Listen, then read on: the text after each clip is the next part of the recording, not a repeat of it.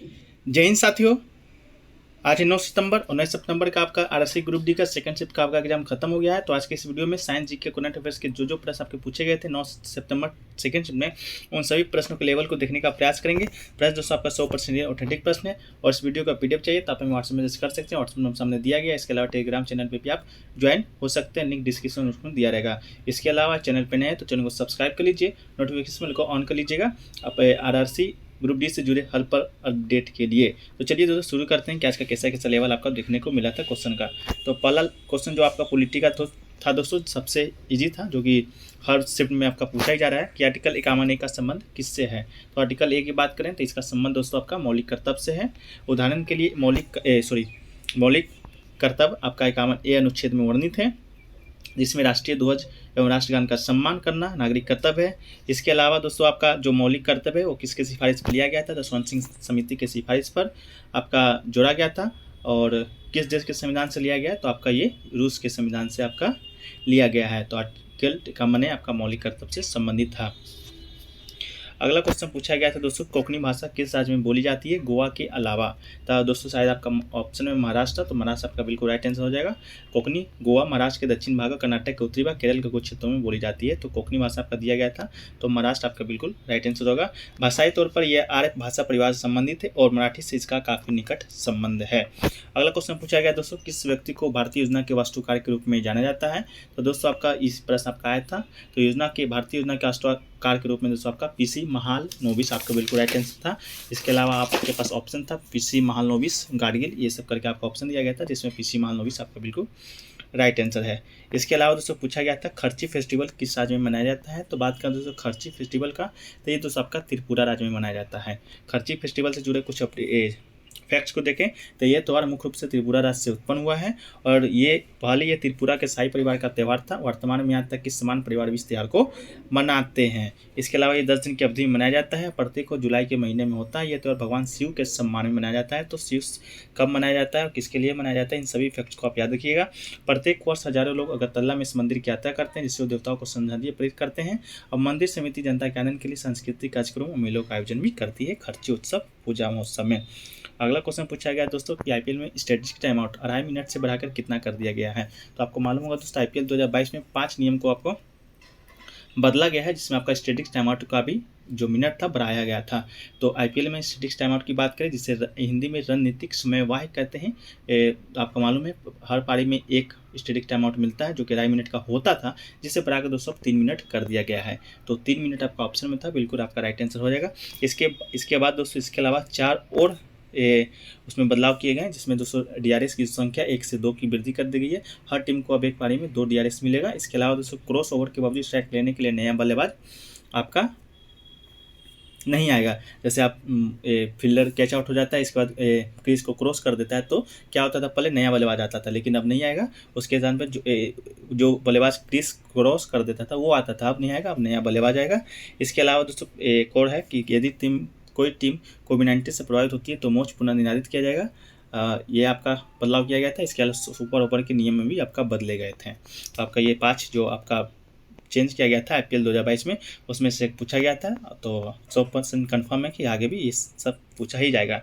अगला जो पूछा गया था ब्रह्मपुत्र नदी को तिब्बत में किस नाम से जाना जाता है। हालांकि तिब्बत आपका राइट आंसर था।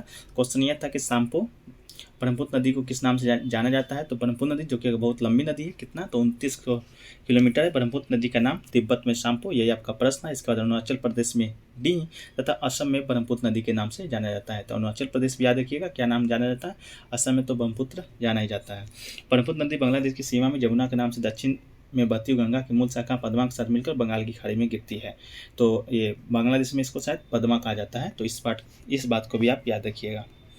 अगला क्वेश्चन पूछा गया दोस्तों, कोयला का उत्पादन कहाँ ज़्यादा होता है। तो दोस्तों कोयला का उत्पादन आपका झारखंड झरिया बिल्कुल राइट आंसर था, ऑप्शन में दिया गया था। कोकिंग कोल के कारण झारखंड झरिया कोयला क्षेत्र में भी सबसे महत्वपूर्ण है। देश में कोयला खनन की शुरुआत बंगाल के क्षेत्र रानीगंज झारखंड के झरिया कोयला क्षेत्र से हुई थी। और कोयला उत्पादन में झारखंड की बात रही है। तो झारखंड का झरिया आपका बिल्कुल राइट आंसर था। अगला क्वेश्चन था दोस्तों, ओजोन का क्षरण कब से शुरू हो रहा है, मतलब ओजोन का क्षरण होना कब से आपका पता चला है। तो 1985 आपका ऑप्शन में था, तो आपका बिल्कुल राइट आंसर होगा। जो कि वैज्ञानिकों ने ये पता लगाया था कि अंटार्कटिका महाद्वीप के ऊपर ओजोन परत में एक बड़ा छिद्र हो गया है और ये लगातार बढ़ रहा है। इसे था, ऊपर वायुमंडल में ओजोन की मात्रा 20 से 30% आपका हो गई थी। 1985 आपका राइट आंसर है। अगला, परिवहन तंत्र में पौधे क्या अवशोषित करता है? तो दोस्तों पौधे जड़ के द्वारा मिट्टी से जल को अवशोषित करता है। तो जल आपका ऑप्शन में था, तो बिल्कुल राइट आंसर होगा। इस जल में पौधे के विकास के लिए अनावश्यक खनिज तथा लवण भी विलय के रूप में उपस्थित रहते हैं। जड़ों के द्वारा अवशोषित जल, उसमें कोयले व लवण, अन्य आवश्यक खनिज तथा लवण जाइलम उत्तक के द्वारा पौधे के विभिन्न भागों में पहुंचाते हैं। तो ये प्रश्न में आपका 12 पूछा जाता है, जाइलम। तो जल को दोस्तों आपका पौधे के विभिन्न भागों में पहुंचाता है। फ्लोएम क्या करता है? तो आपका भोजन को पहुंचाता है।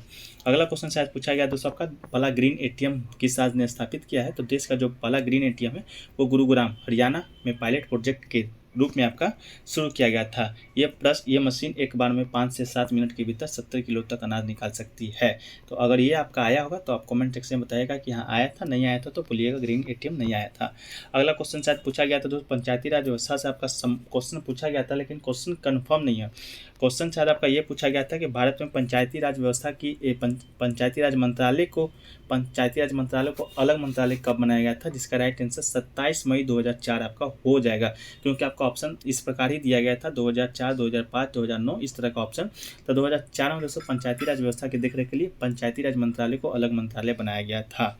इसके अलावा इस योजना को जो शुभारंभ में प्रधानमंत्री जवाहरलाल नेहरू ने नागौर जिले में 2 अक्टूबर 1959 को किया था। इसके बाद इस योजना को 1959 में ही आंध्र प्रदेश में लागू किया गया था। तो पहला नागौर जिला राजस्थान, दूसरा आंध्र प्रदेश में से लागू किया गया था।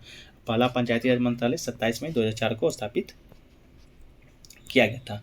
अगला दोस्तों था कि चुंबकीय क्षेत्र रेखा कहाँ से निकलती है? तो चुंबकीय क्षेत्र रेखाओं की 4 विशेषता हैं, जिसमें कि चुंबकीय क्षेत्र रेखाएं जो चुंबक के उत्तर ध्रुव से निकलती है, तो आपका ये बिल्कुल राइट आंसर था, तथा दक्षिण ध्रुव में पहुंचकर समाप्त हो जाती है। और चुंबक के भीतर चुंबकीय क्षेत्र रेखाओं की दिशा उसके दक्षिण ध्रुव से उत्तरी ध्रुव की ओर होती है। तो आपका उत्तरी ध्रुव से निकलती है, दक्षिण ध्रुव पे आपका समाप्त हो जाती है। अगला क्वेश्चन था दोस्तों कि न्यूटन के अष्टक नियम का किस पर लागू होता है? ये लागू होता है, इस तरह का प्रश्न आया था, जिसमें 4 ऑप्शन दिया गया था, धातु, अधातु, यौगिक और निष्क्रिय गैस। तो इसका जो आंसर है दोस्तों कंफर्म मालूम नहीं है, अगर आपको मालूम है तो आप कमेंट सेक्शन में बता दीजिएगा।